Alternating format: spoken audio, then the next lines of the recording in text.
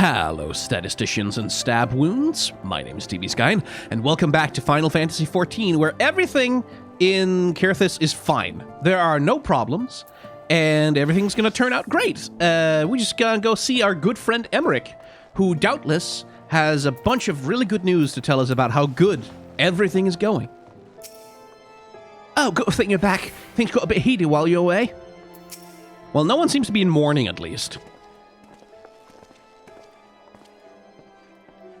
You have returned. In this, at least, the fates are kind.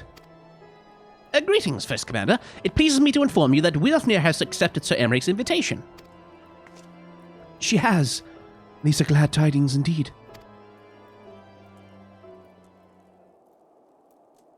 Would that the Lord Commander were here to hear them.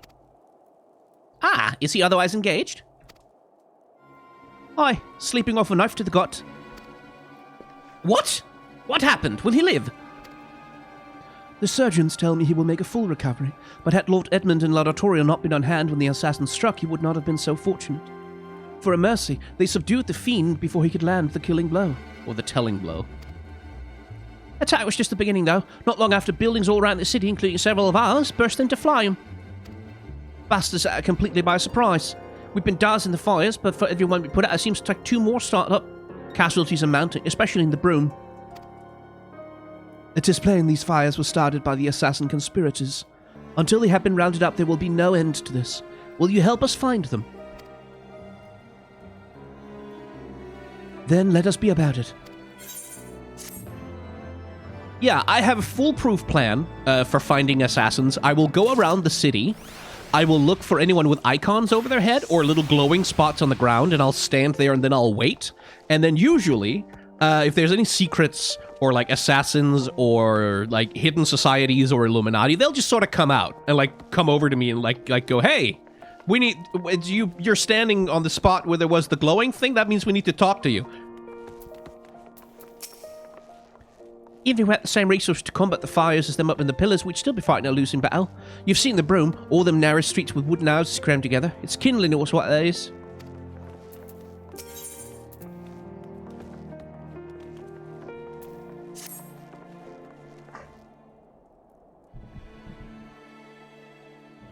The flames are spreading.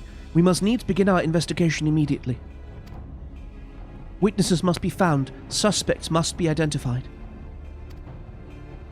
Have you been able to determine the precise location of where the fires were set? Mayhap there's a pattern. If there is, we have yet to discern it. Fires have been reported throughout the city, both in the pillars and foundation. Indeed, given the size of the area affected, I think it best to divide our forces. Yeah, so we can walk around alone and get stabbed. Master Alphino and Mistress Yustola, I would have you take charge of the investigation in Foundation. As you wish. Mayhap Tataru could be of assistance as well. Any Brick and I will get the pillars. Oh, they'll lock me up there. Only question is, will the grizzled old rogue striking a pose over there be joining us? Grizzled old rogue. Thancred of the Scions of the Seventh Dawn. And may I say, what a pleasure it is to meet you too, my lady. Thancred, get a haircut, please. I'll bet. The name's Hilda. A Scion, eh? And there I was thinking I found a fellow ruffian amongst all these illustrious patronages. I will remain here to coordinate the fire-quenching effort. If you learn aught of value, pray inform me immediately. That is all.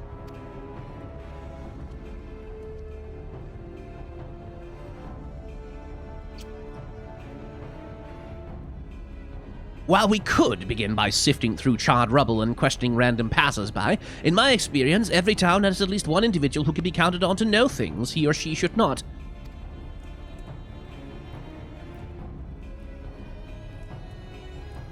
Yeah, Tataru.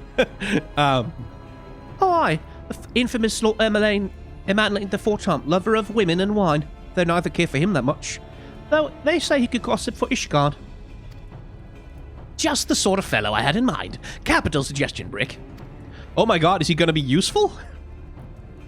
He'll be at the crochet most like, making an effort to be seen. So let's go and see him. Grizzled, I will accept, but old. Seriously, that facial hair isn't working for you. She's trying to tell you.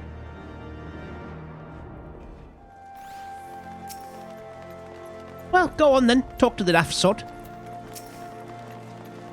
Someone once said that a gentleman is rather than does, and in Lord Manolane, it's since we have living proof. Ah, Mr. Ultham, I fear Lord Manolane has once again strayed from the path.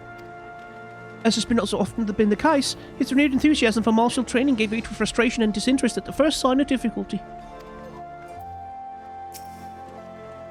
Well, if it isn't Brick, our dearest of all my friends, you're looking rather glum. Something the matter, old boy? Ah, yes, the arson. Oh, dreadful business, that. And awfully curious, wouldn't you say? There doesn't seem to be any rhyme or reason to it at all. Naturally, we've doubled the guard outside the manor, along with most of the other houses. Can't have the old pile going up in flames, after all. Oh, in case you're wondering why the hoplon is awash with refugees, the lower levels of the vault have been opened to those unfortunate souls who have lost their homes. Sir Emmerich's orders, from what I hear. Remarkable man. Not even a knife in the ribs can keep him from his duties. Actually, old boy, if you were thinking of questioning the refugees, I should be more than happy to accompany you to the hoplon. While you conduct your inquiries, I could offer words of comfort to the distressed and despondent young maidens.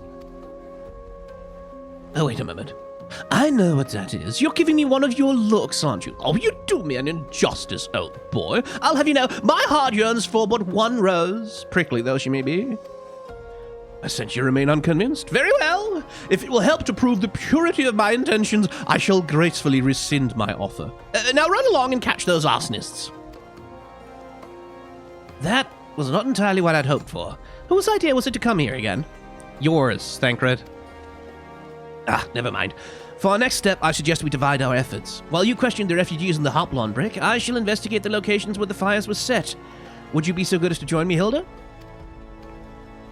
You know what, I reckon I would. Can't have you roaming about in an unfamiliar city by your lonesome, can we? You'd only get robbed blind and left shivering in your small clothes. Okay, so he was not about to be useful. There was a man with a satchel. I saw him kneeling outside the window and then there was smoke everywhere. It was so hot and I couldn't breathe. I don't remember how I made it out. I suppose I must have climbed. Maybe my arm's getting better after all. A man with a satchel.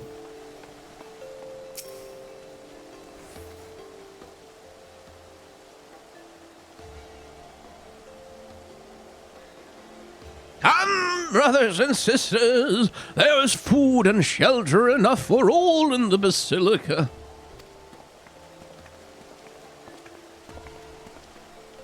Alone's blessings be upon you, Father.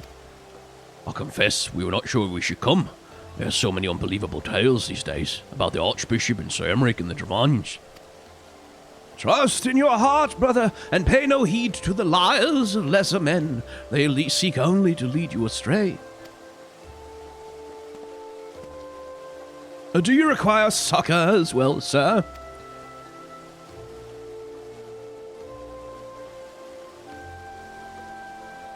So, the Temple Knights have begun their investigation at last. Good. This madness has gone on for far too long. Would that I could do something to aid you in your search, but I have a duty to these poor souls.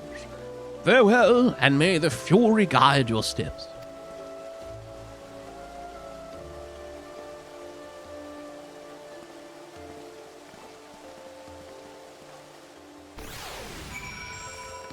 Well, the way the camera looked at that guy, I am definitely not suspicious. This is one of the first homes to be claimed, but I didn't see how the fire began. It was only when we heard our neighbors shouting that I looked outside and saw the flames. We barely escaped with the clothes on our back. Were it not for the church's generosity, I would don't know what we were doing. Seems like the church sure is getting a lot of brownie points off of taking care of the refugees from these fires. Huh, that's weird. I wonder, that's strange that they seem to be benefiting. Curious. Odd. Unusual. Finished then? Ah, there you are. Anything to share? We will require more than the muddled testimony of a traumatized girl if we are to identify the culprits. While you were questioning the refugees, we inspected the scenes of several of the fires, including one near St. Raymond. Hang on. Raymano. Oh, St. Raymano's Cathedral, and one near the tribunal. For a mercy, neither structure suffered significant damage. Some might say they were spared by the grace of the Fury. Others might question how such ruthlessly efficient arsonists contrived to fail so miserably on 2 occasions when their target was a bastion of Ishgardian orthodoxy. Nothing conclusive, of course, but it does give one cause to wonder. Alphino will doubtless have an opinion. Yeah! Like, it's a coincidence. Like, it's hard if you want to set a church on fire. That's difficult. Because they're big and they're made of rocks and stuff. So, like, maybe it's just a coincidence that they keep not getting burned down. Because, like, it's not like the faith in the church as an institution that takes care of the people has been shaken massively. So, like, it's not like they have an incentive to do something drastic to get people to see the church as a caretaker and I wouldn't say so. That's a crazy pants theory for weird people. You should have seen the way Alphino tackled him. Good. Now that you're here, we can proceed with the interrogation. Please tell me you tackled them for a reason.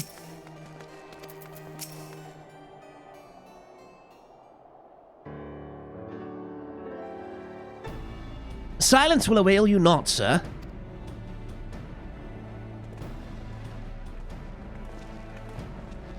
Brick, I was just about to summon you. As you can see, we've detained a suspect.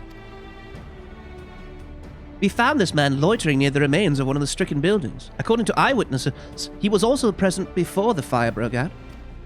We wished to have a word. He did not, so we insisted. Let it go, damn it! You got the wrong man!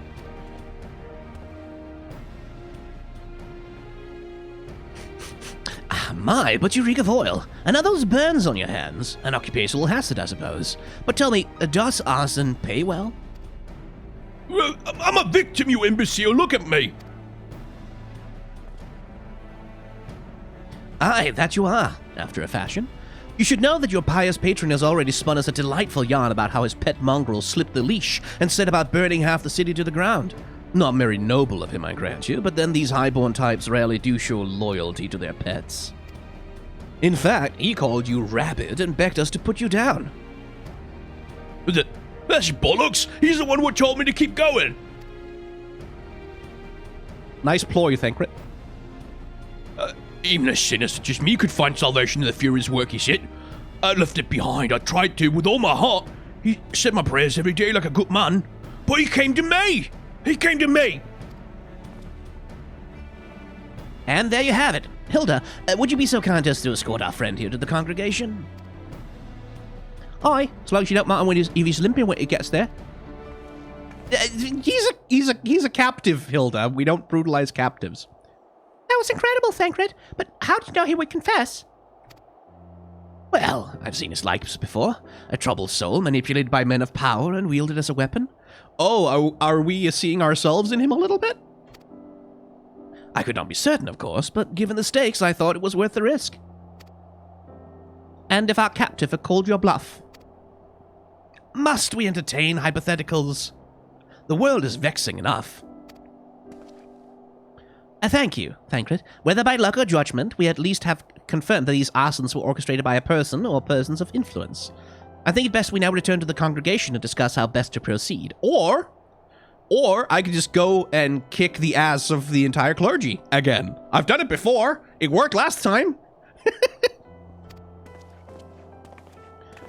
Do you believe Alphino grew in Heavensward or not so much? No, he's still pretty short. Like maybe an inch or something, but like, nah, he's still tiny. I know that's not what you meant. He has grown a little. Like he at least isn't trying to start private armies anymore. Which, you know, that's a low bar. That's a low bar to clear. But he has been humbled, and he's not trying to save the entire world by himself as much. I think we found a second stabbing victim.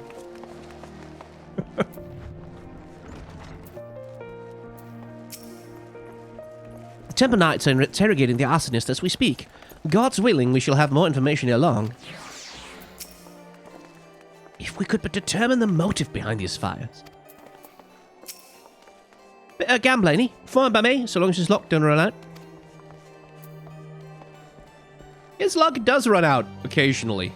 It happens every once in a while.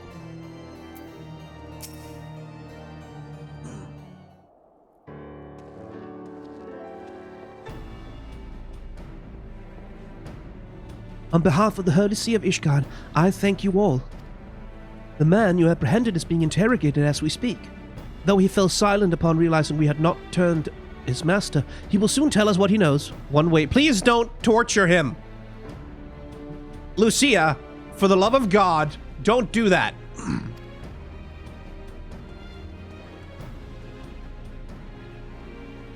What the hell voice did I give him? Pardon the intrusion, First Commander. Ah, Lord Artorial, are you come to see your father? He's attending Sir Emmerich in his chambers at present. I am. He bid me bring this salve. Then do not let me detain you, and thank you for your kindness, my lord. In times of trouble, every man must do his part. Would that I could do more.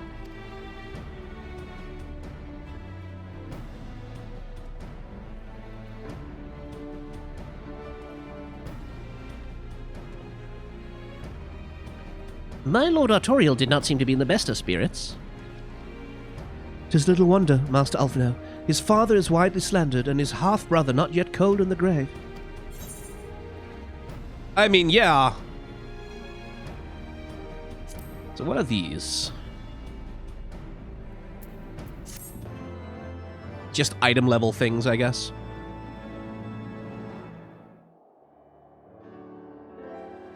I do not mean to diminish our accomplishments, but until we identify the ones who ordered the fires set, our work is far from finished. Between the various conservative and religious factions in Ishgard, I dare say there's no shortage of parties who would like to see the status quo preserved. Do any likely suspects spring to mind?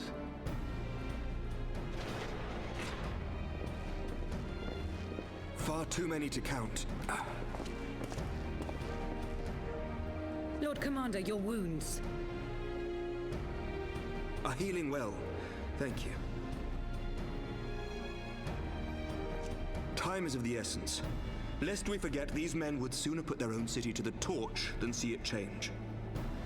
When our enemies learn that we have apprehended their arsonist, there is no telling how they will react.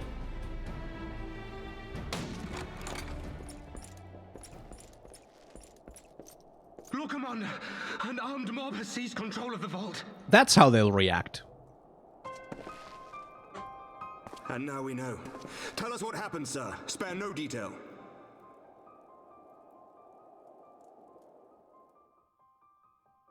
We were directing refugees into the Basilica, as you ordered, when all of a sudden, men brandishing weapons were all around us.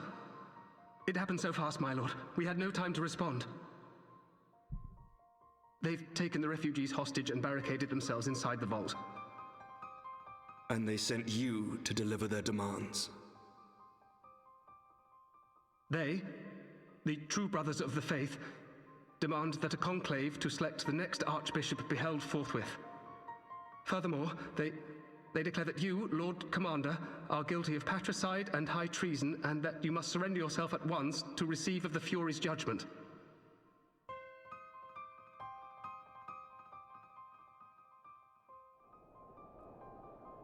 Ridiculous! Do they honestly think that executing Sir Emmerich would change anything?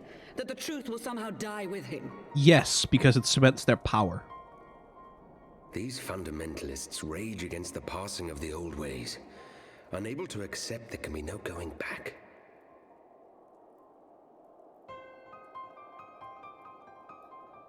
Given the fanciful nature of their demands, a peaceful resolution does not seem likely. If the hostages are to be rescued, it will be by force, I fear. Great! I love killing priests. Agreed. Lucia, take a contingent of knights and establish a perimeter outside the entrance. At once, Lord Commander. Hilda, I need your people out in force throughout the Broom. When word spreads of the situation, the friends and family of the hostages may try to take matters into their own hands. I will not give these militants more targets.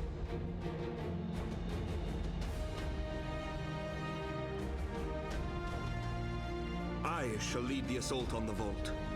Master Alpha, You've been... can I count on the support of the Scions? Yes, but also, please stop getting into situations where you'll get stabbed again.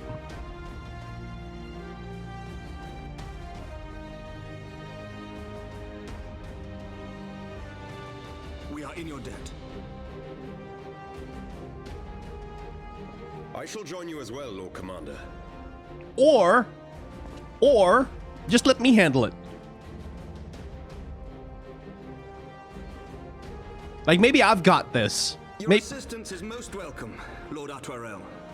To arms, then, friends.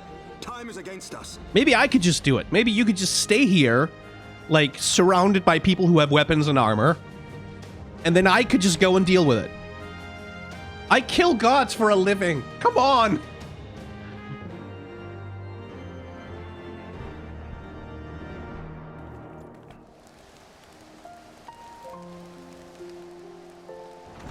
Oh, well, time to kill some priests. But no, yeah, like, actually, like, the demands that they made aren't that ridiculous. Because, like, from their perspective of, like, wanting to restore the power of the church, like, that's a common thing to do. Is, like, just kill everyone who has authority who disagrees with you. That's authoritarians do that all the time. It's like, it is that thing, like, you can't underestimate just how much power there is in simply holding the status quo, right? Like, in simply being the only authority left, that allows you to take a lot of control over a society. So, like, yeah, like, that they would want Emmerich to be, like, tried and executed. Like, they want him to submit himself to them to be tried, right? Like, in a court trial. In so doing, he would confer upon them legitimacy. Right, like, they would gain legitimacy from prosecuting him as though in a court case, because that puts them in the position of being the status quo, of like being the status quo authority that like delivers the gods justice. Oh, by the way, I accidentally turned paused the redemptions of the Glam reviews. I've turned them back on now in case anyone wanted one. Didn't we technically do that with Thordan? Yeah, like that's kind of the thing. Is like Thordan held that position of default power. He held that position of institutional power. And we had to remove him because so long as he was in place, so long as he had that position of power, like, that constantly allowed him to wield the power of the state in pursuit of his goals, you know? Oh, wait, hang on. No, I want to talk to everyone first. Concentrate on freeing the hostages. I will tend to their wounds. Just like old times, eh? Ready when you are, Brick. Do not concern yourself with my safety, lest you forget, I too am a knight. Yeah, but so will Zorshafal.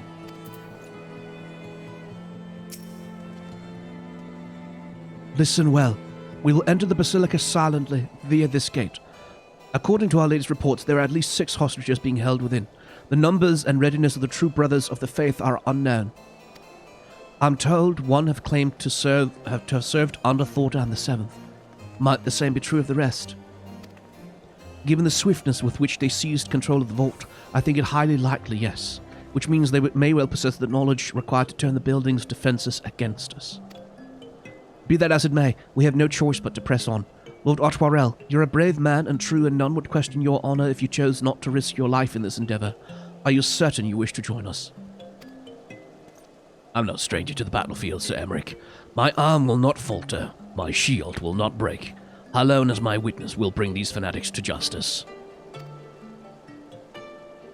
Well said, my lord. Friends, follow me. Off I go, then.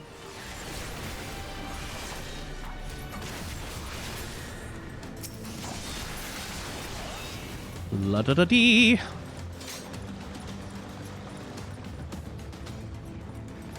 Emmerich, do you want to use a shield or something? Like, I'm rather worried about you and knives right now. Sir Simoniard, Lay down your weapons and release the hostages, and you will be shown mercy. I give you my word. The words of a heretic and a kinslayer. I would sooner trust a dragon. Activate the knights. We shall show the hostages the same mercy he showed the archbishop. The guy, he turned into an icon. He turned himself into an icon. It was the funniest shit I've ever seen. Come on, like the guy just, oh my god.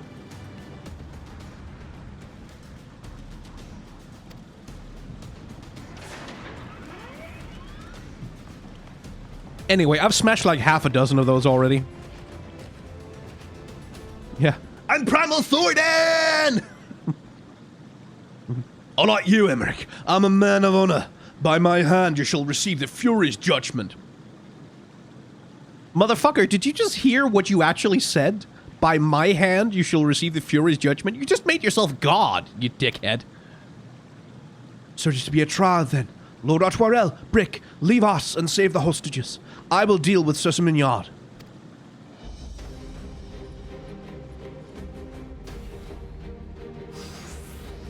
You have a stab wound, you fucking idiot. You complete dipstick.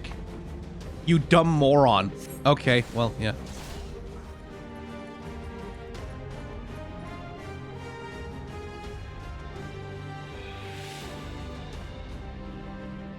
It is nice that they're so fucking bad at killing unarmed civilians. Like, it's just wailing on them, like, over and over again and just cannot seem to kill them.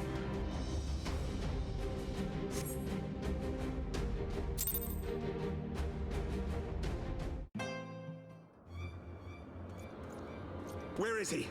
Where is he? Yeah, get mad. Kill him.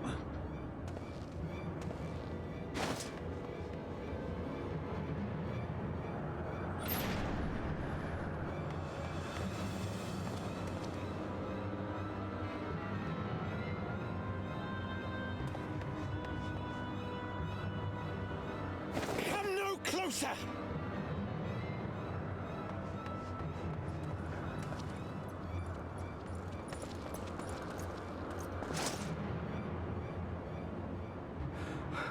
You have nowhere to run.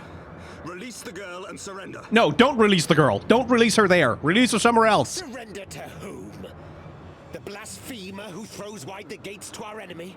Who breaks bread with him and calls him brother? Ungodly swine! I would sooner die than surrender to you. Is it godly to spill the blood of an innocent child? To burn the homes of your brothers? Tell me, priest, is that godly? Do not speak to me of godliness, heathen! Your father's blood is on your hands, as is hers!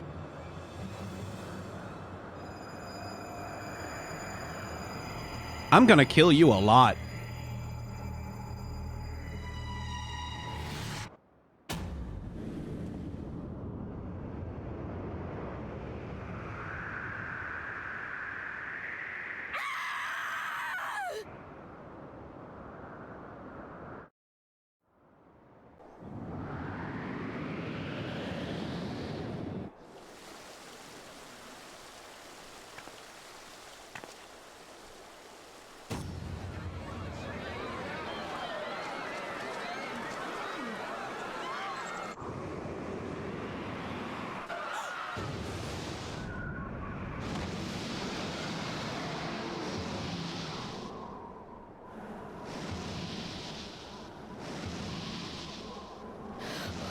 What?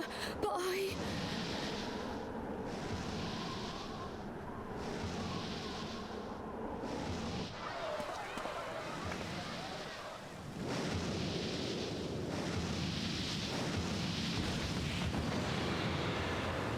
Yeah, get dabbed on, dickhead. Vidofne!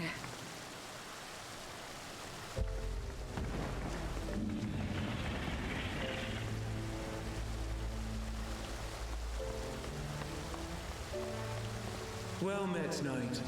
Mayhap I chose an inopportune moment. Not at all.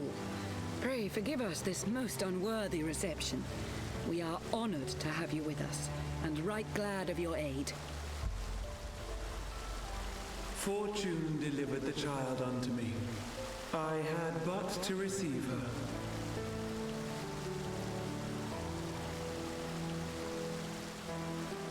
Thank you for saving me. Thou art welcome, child.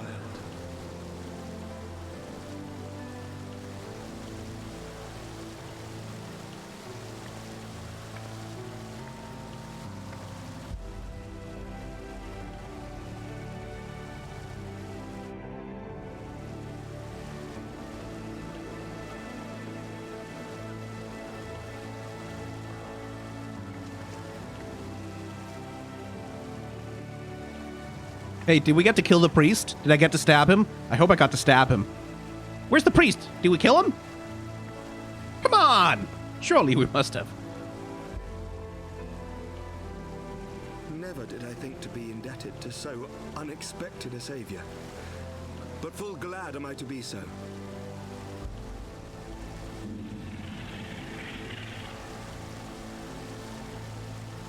Friend of Izel, warrior of warriors, I had hoped to meet with thee.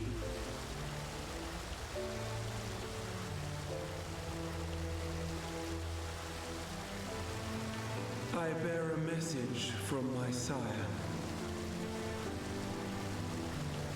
From Bracefelder.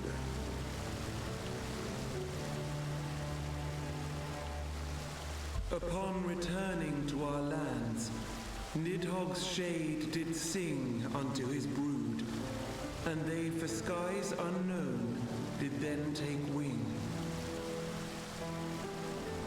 This thou must know, for your fates are inextricably bound.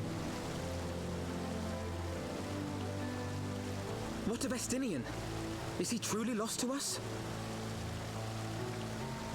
Such matters are beyond my ken. I but bear my father's words. Take from them what thou wilt. Fare you well, mortals.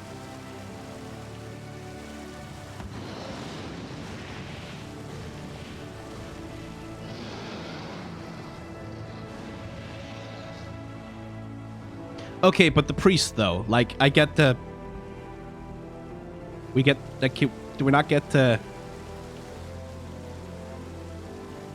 Like, the guy threw a girl off a building. Come on! So it is as they say, then.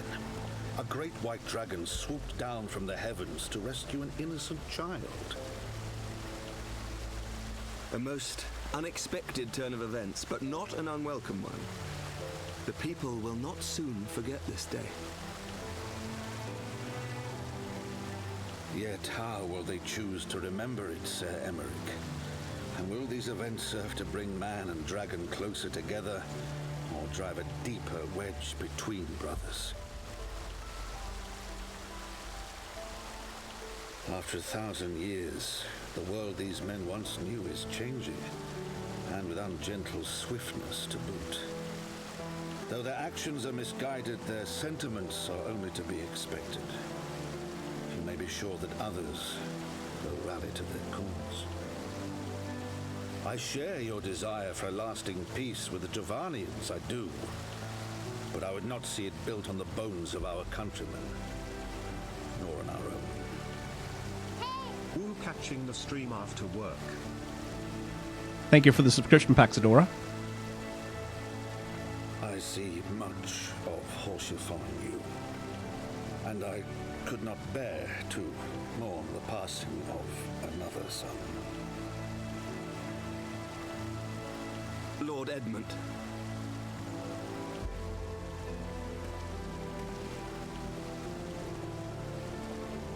Just absolutely Mr. Father Dad of Ishgard, huh?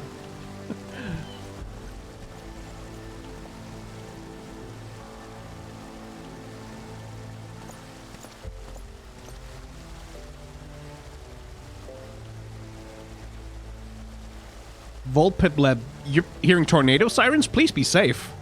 Good lord, like get to a shelter if you need to. Like I promise you, this stream is not important. just go to shelter.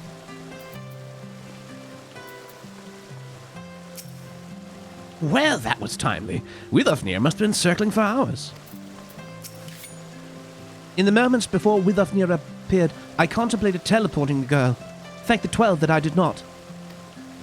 I mean, yeah, you could have stuck her inside a mountain, Y'shtola.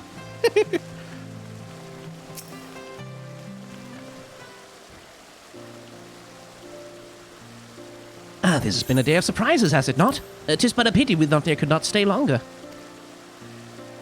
Yes, I think it's fair to say that she timed her departure rather less well than her arrival. Well timed scarcely does it justice, but 1 moment later would have been a moment too late. Let us pray that the Ishgardians who yet harbour doubts will take these events to heart and accept the truth of Sir Emmerich's words. Well, 'tis only meet that I inform Tataru of what has occurred here. If you've need of me, I shall be at Fortown Manor. Allow me to accompany you. Tataru would never forgive me if I left for the Rising Stones without saying goodbye. Yeah, no, she would kick your ass, actually.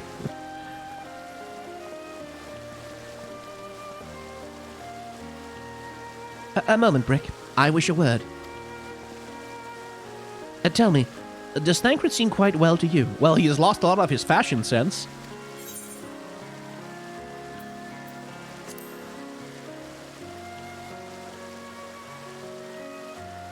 So, you sense it too.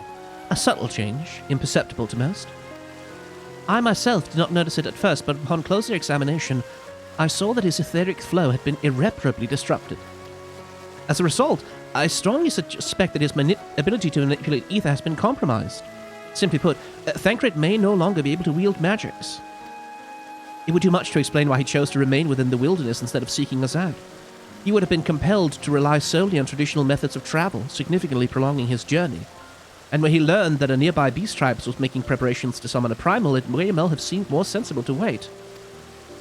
But this is little more than speculation. Until I have proof, pray speak no word of it.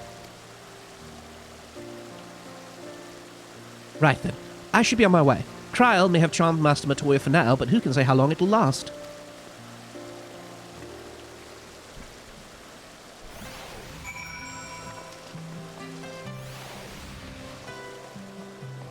So I do wonder if, like, if his etheric flow is disrupted and he can't use magic, I wonder if he has a little bit of, if our boy is about to have himself a little bit of a crisis of confidence situation going on.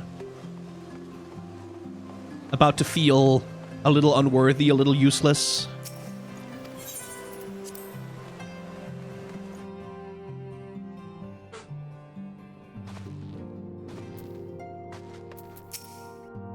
Lord Atman told me all about what Withofnir did. Gods, how I wished I'd been there to see it. It was kind of horrifying in the moment, actually, Tataru. That Withofnir should chance to arrive even as the girl fell.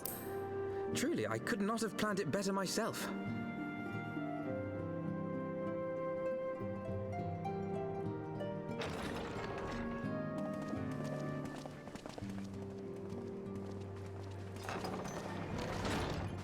Ah, good. We were afraid you might have left.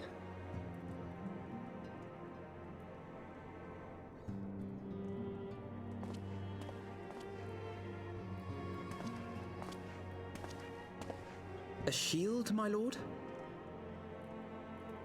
Fit for a true knight. An expression of our gratitude to you and yours. Long overdue. Guess I need to be a gladiator now, or a paladin.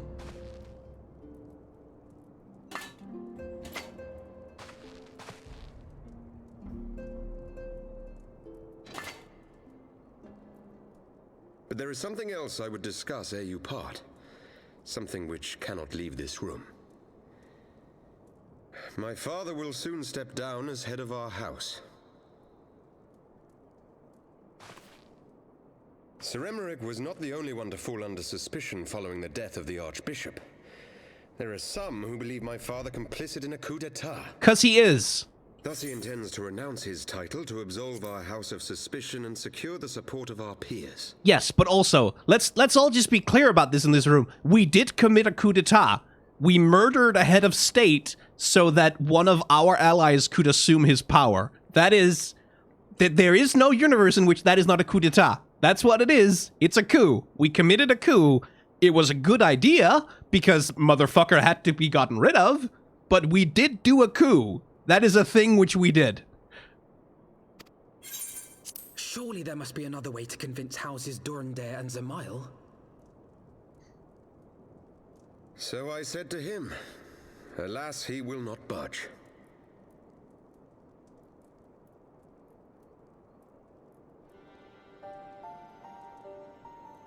Ever since I was a child, I knew that I would one day succeed my father. The thought of it filled me with pride. Yet once I learned the day was at hand, my heart was filled with naught but dread. Our legacy is built upon the lies of our forefathers. In accepting this title, am I not perpetuating this injustice? Why should I become the next count? Very good question, Artoirel. Like, it's maybe you shouldn't, actually. Maybe instead of there being like a noble high house that has all of the money and the power, what if you took all of that and you like went, hey, the purpose of my house ostensibly is to serve the people. So what if we just gave you all of the power and the resources, and then you all together like just decided what you wanted to do with that? What if we did that? What if that instead of a system of nobility? What if that? But of course, can't do that by just like one house doing the thing. It kind of has to be systemic and happen all over society, sort of continuously. So, okay, I guess we need an alternative for the moment.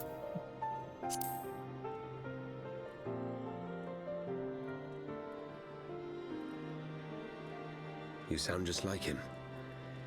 Aye. I suspect that is what Horschiffon would have said. To aid those in need. When you look on that shield, I trust you will remember his words. And should I once more find my resolve wavering, I ask that you show me the way. I have some literature for you. You're a brother to Horschiffon. Will you be a brother to me as well? Yes, but like we'll start you off with Capital, then we'll probably move on to Kropotkin, and then maybe some of the more recent thinkers. Come, Manalaine. There's much to be done. For Father, and for Sir Emmerich, and for Ishgard.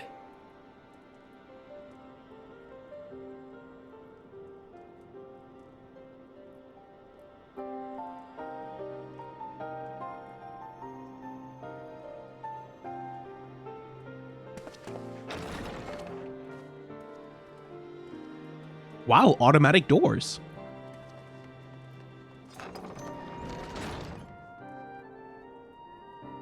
To think we share the same blood. Pray excuse us.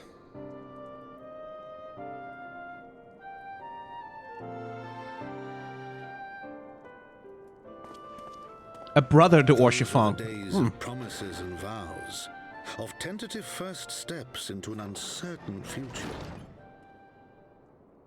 A future shaped by the choices we made, in ways we could never have foreseen. Yes, that's how the future works. Born of good and evil, of light and darkness, and shepherded by our hand. Be it for weal, or be it for woe. Be so fucking for wheel right now.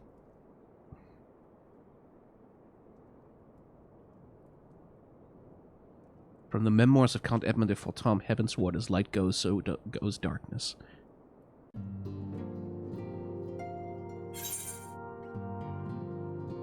Hey, a wind-up Horschiffon.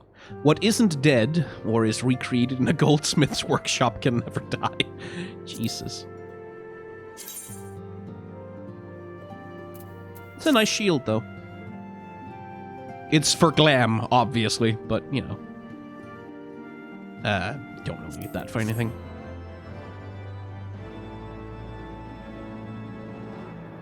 And that's 3.1? Excellent.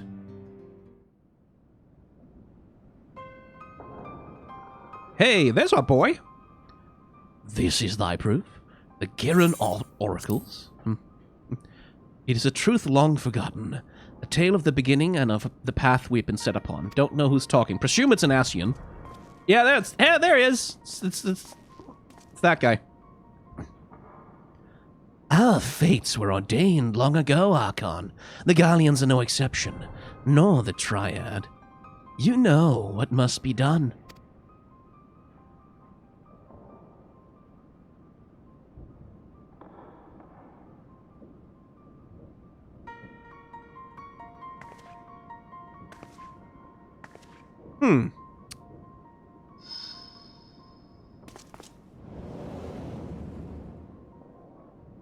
I recognize those shoes.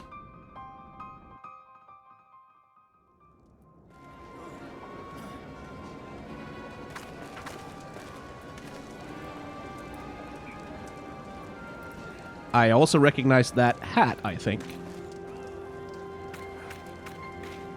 Yep, I recognize that. Well? Everyone has their orders. The masks will attack soon as all units are in position. The Imperials won't know what hit them. I fear it will be bloody. Okay, no need. That's a camera angle choice. That's a choice of a camera angle. What the hell? Yeah, okay, sure. I think the idea was to capture her gesture, like the thing with her, like, pounding her fists together. But that outfit, though, okay, yeah. By Raka, it better be. We cannot stay here forever, Ida. We have other responsibilities. I know full well what my responsibilities are, and I mean to fulfill them, every one.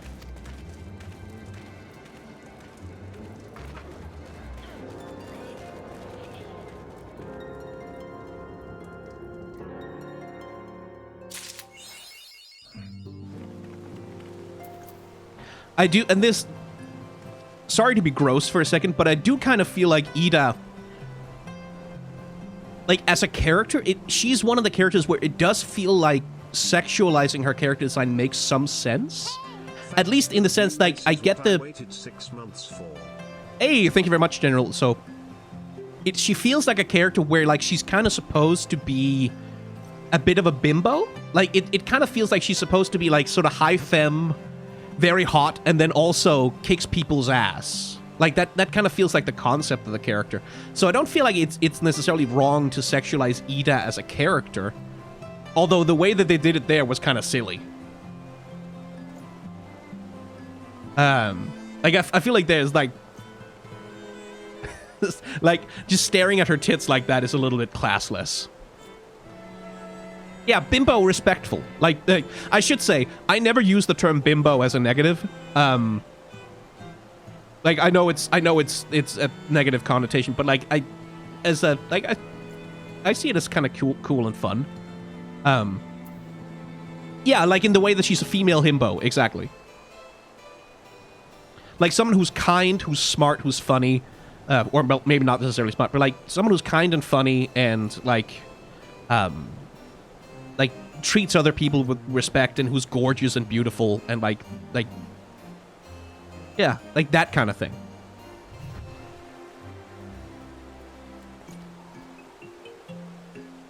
Oh, what the shit? That coat fucking rules. Oh, that is a cool-ass coat.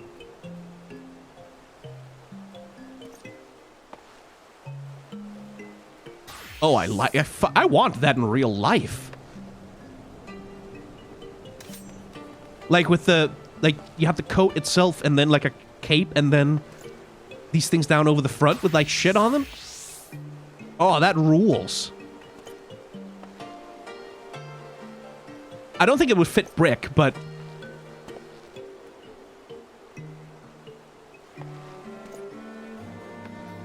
And there's... Okay, so, like, from a character design perspective, Boundless Sea here, I kind of like... Like, you have the coat, like, which has this sort of military regalia, like, sort of, like, looks like something out of a military academy or some high-ranking official in the Empire or whatever. And then, into a skirt, leggings, and extremely modern-looking shoes. I kind of like that, because that kind of gives the That almost gives it the vibe like in an anime, right? Like when you're in an anime that's like set in a military academy or something, but it's like in the modern day. So you have that peculiar fusion between very traditionalist aesthetics and then modern. Slight femboy energy. Yeah, a little bit of that too. That's really cool. Anyway, I got distracted there for a second. Seems like a good place to cut an episode. So, hey, if you've enjoyed hanging out with me in the world of... Actually, no, wait, hang on. I'm not going to cut an episode. I have some... Because I'm an idiot, I keep forgetting. We have some glams to review. Oh, like urban ninja shit. Oh, okay.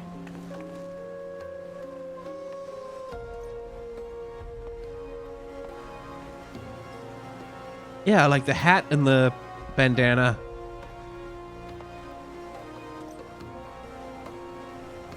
Okay.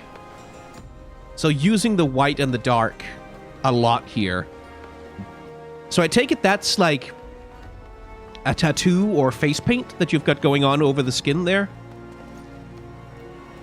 Like to brighten the... to put a bright mask around the eyes? That coordinates really well with the theme of the rest of the outfit. Yeah, white and black over dark skin and then that? Yeah. Yeah, like the only thing I'd say is like you could give the character white hair, perhaps, or black hair. Or you could go for a brighter color than this green. Like this green is a little bit downplayed, so it doesn't really pop against those very high contrasts that you've got going on with the rest of it. So if you went for something brighter, that might make the green pop a little bit more, because right now it's sort of invisible, especially on your head. If that's the intended effect, obviously you've got it right. But no, that's really cool. That's really fashionable. Because it's the thing we talked about with statement pieces, right? The cap and the bandana here, like, define the vibe of the entire rest of the outfit. Like, without that, you could be convinced and go, oh, okay, this is like a fantasy thing. This is like a apothecary, scholar, mage, like whatever. But because you have the cap and the bandana, the entire rest of the outfit gets recast in sort of a, this is sort of a tech wear vibe. This is sort of a streetwear thing, just because the hat sets that tone for the entire rest of the outfit. Little rings on the side of the cap. That's kind of cool. Yeah, that's really well judged. I like that. I like that a lot.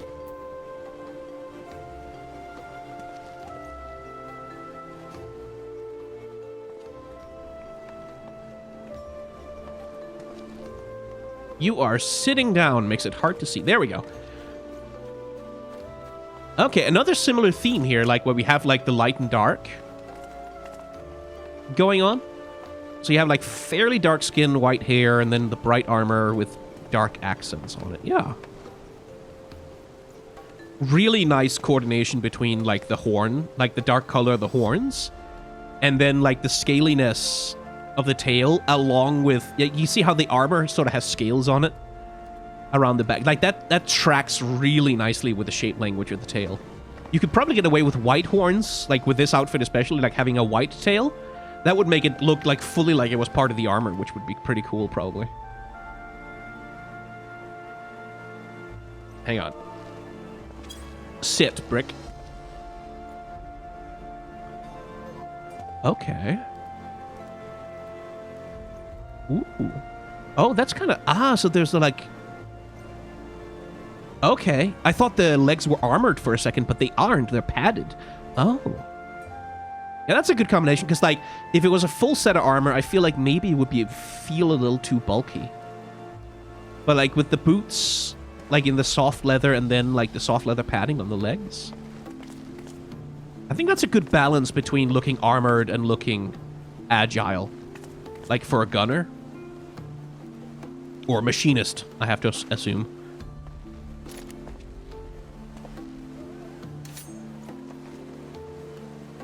Right, okay, yeah, it's really nice. The hair is a good choice too. Like the short hair for this particular design is a good choice as well, I think. Let's see. Cheeky. Aha! Oh. Oh, it's like a mask.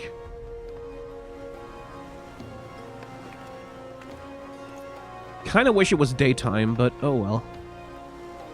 Okay, so we've got... Oh, I see.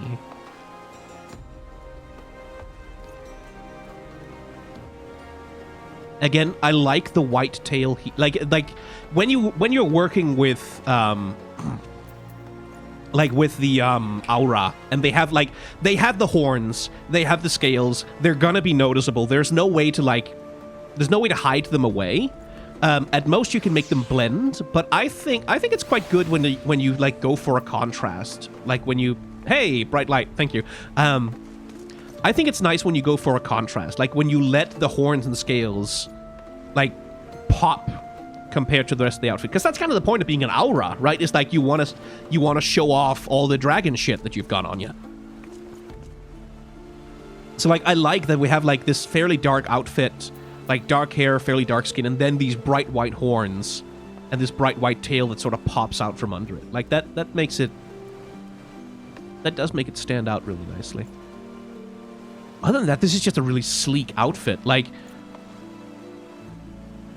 it's a good fit for a red mage, like for a fencer sort of character. But it's the mask, I think, that really kind of makes it. Like that's the thing that sort of grabs your attention and demands interest. Because that, like, the mask is sort of where you go, oh, is this like a bandit? Is this someone who doesn't want to be recognized? Is this someone who has like a secret? Like that's the thing that sort of creates that little bit of tension, right? That little bit of character storytelling where, okay, this is a person who like has a reason to hide part of their face. Where the rest of the outfit could like just, air quotes, could just be, you know, like an outfit that they wear normally, but like with the mask, it sort of becomes, oh, okay. Like, especially because the mask is coordinated with the outfit. Like you can see like the designs on the mask coordinates pretty well in terms of the shapes with the metal accents on the coat and shit. So it's like, oh, is this a uniform? Is this like a part of like a look? Is this like a masked Avenger kind of thing?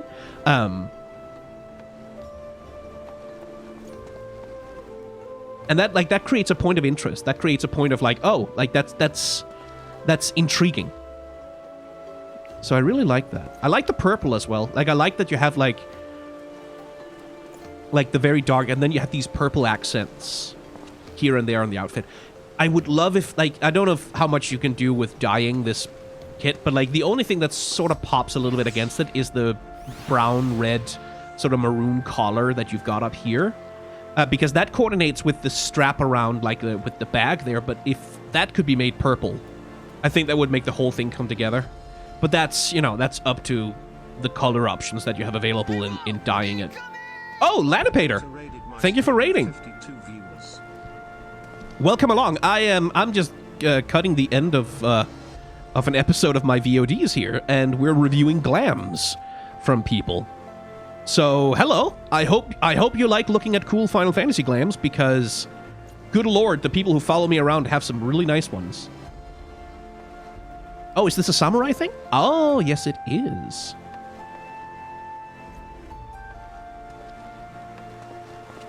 Okay. Let's see. Let's see. Okay, so, yeah, nice. So samurai, interesting, because, like, when you think of the samurai, like, with the katana and all, there is, in terms of the shape language of samurai characters, there's this history, right, of, like, you associate them with, like, first of all, the samurai armor, but also with the kimono, and, like, with the gi, and, like, with that particular shape language of, like, that, like, of not tight pants, but, like, of this thing that flares out at the bottom, right? And I don't know if it's intentional, but, like, you kind of have that vibe with, like, the half coat that you've got on here. It sort of carries a little bit of that, so it has a slightly, like, combined with the posing that comes from, like, the samurai class, you do get kind of that, a little bit of that traditionalist samurai feeling. from having this. But then, of course, also the coat itself, though, is much more of like, this is like a sky pirate thing. This is like it's more Western in its aesthetic, but it's also like a lot more daring and sort of like, especially with the big, like the cleavage and like the corset thing. Like that creates a different vibe. I like that. Like I like that little mix of like you have this shape language of a traditional samurai, but then you do all this other fun nonsense on top of that. Like that's something that's like difficult to do in like when you're only working with a character creator, right? Like when you're working with like glams of whatever you have. And I don't know if it was intentional, but it's just, it creates that little bit of aesthetic tension that sort of like that makes it feel like the sword is not out of place in your hands, right? Like the katana is not out of place in your hands because there is that little echo of the old. But it also doesn't feel like you're just cosplaying like a traditional samurai, which I quite like. Let's see. Moving on to the next one. Let's see. It's a Naid Ukoshin. Oh, hey, there you are. Right next to me. Oh, the eye patch. Nice choice. And the scars. And a scar under the eye patch. Good choices. Like, that's storytelling, right? Like, that's an eye patch, but you can tell immediately, okay, that's there for a reason. Like, this guy lost an eye in a fight or something. Ooh. Damn, that's just a really cool coat. I like the patterns around the belt. Like, a really nice decorative feature. Especially next to, like, because the rest of the coat is, like, relatively understated, right? Like, it's not hugely ornamented, but then you have, like, the belt thing in the middle. I guess that's more credit to the costume designers at Square Enix, but that works quite well. Okay. Ah, tatami boot. Okay, cool.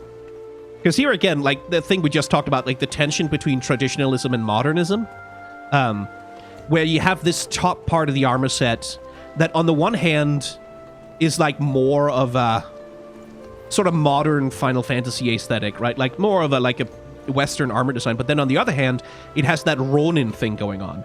Because, like, again, the classic sort of samurai, like, the samurai movie stereotype of the Ronin is one of the character design tropes that gets used with that archetype is the one who has like one sleeve and then one arm free. You get that with Auron, for example, in Final Fantasy X. He's very much designed after that archetype. And it's a little funny that that seems to have been incorporated intentionally in this particular coat, like that you have the one arm that's actually sleeved and then the one arm that's bare or naked. Like, not actually naked, but... And that's kind of fun to combine that, again, with, like, a katana-looking sword. And the... What are they called? They have a specific name, these sandal things. Gets distracted by Glamour would probably be closer to the fact than likes Glamour. I get distracted and... Hakama, the pants you're looking for, yes. It's quite nice. I like the color coordination as well. Like, this, it's very sort of like, there's not a lot of pop going on. And because the rest of the outfit is so drab, I think it's probably a good choice to have the bright hair color. In fact, you could probably go brighter. Like, I don't know how much you're allowed to in the character customization, but if you wanted to customize your character to the glam, you could probably go for an even brighter hair color if you wanted to. That would change the vibe of the character. Like, right now, because it's like a relatively dark red, that gives them a sort of a menacing edge, and that works with the eye patch and the scars and shit.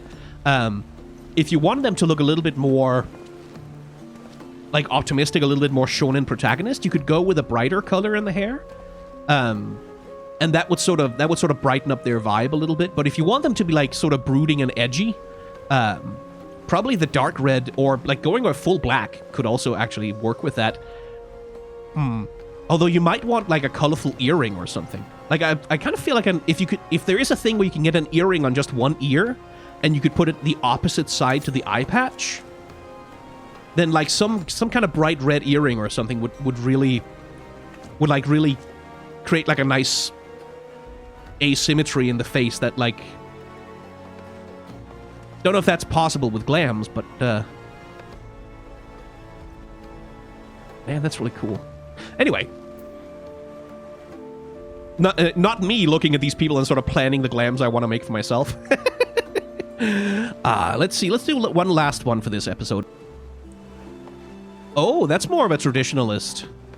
Yeah, this is more like the completely traditional samurai armor, right? Maybe except for the coat a little bit. But no, that's much more of like a classic traditional, like with that lacquered plate and like the overlapping plates thing. So we've got a green running against some red accents in the hair. Yeah, like green and red are good colors to like mix together. If you're not careful, you'll like get Christmas vibes, which, you know, not always what you want to go for. But I think I kind of like it here because like the green is like a placid color, right? Like green is like, that's nature, that's grass, that's trees, that's generally speaking like a drab green is very calm. It's very quiet. It's very like, it's not attention grabbing. It's something that signals this character is like, they have their center, they're calm, they're not like aggressive or erratic. And then contrasting that with like a bit of red in the hair is sort of like, if from a character design perspective, that's the kind of thing you do when you want a character where they're like, you have this character who like outwardly in terms of the position they occupy, in terms of how they treat other people, they seem very calm at all times. But then you have the red accent on the hair that sort of tells you, but there might be a little bit of a fire inside kind of thing, right? Like that's what you would do stereotypically in character design. And so I like it here because it implies, like, it has those implications for what's the personality of this character beyond just that they look cool. Man, that's just a really pretty... Oh my god, that scabbard is gorgeous. Holy shit. That's a well-chosen scabbard for the outfit as well, like, because you can see, like, that... Like, all that accenting and, like, the gold up here, that flows really nicely with the brass and gold accents on the armor itself. So that's a really well-chosen weapon for the glam, I think. Ooh. Fancy. No, but that scabbard is gorgeous. Holy shit. Look at that. It's really pretty. Nice. I also... I know that's not really necessarily part of the outfit, but the little flowers in the ribbon in the hair is always such a... Like, that's such a cute, gentle thing compared to, like, the martial seriousness of the rest of the outfit. Which, again, like, if you were to analyze this as a character design, that, again, implies something. Like, about the person who's underneath, that there is that little bit of, like... I want that little bit of softness, too, next to all the sharpness. Okay, I think that's all of the ones we'll do for this particular episode. So, if any of the raiders are still around, you're about to be a little bit surprised, because it looks like I'm going to end the stream. But in fact... I am not going to end the stream. I am just going to tell the people who will be watching the VOD of this on YouTube that if they have enjoyed watching along, they're going to have to like, comment, and subscribe to catch the next episode once it comes out. If they want to watch the full streams, including all the stuff that happens in between recordings of episodes, then they'll have to follow up over on Twitch and subscribe over there, if that's a thing that they want to do. And outside of that, right, YouTube membership if you want to watch the episodes that come out on the channel early. I think that's all of the self-promotion and shilling I need to do. So outside of that, thank you very much for watching. Remember to be kind to one another. Have solidarity with those who are worse off than yourselves, and may the tides of history wash gently over us all.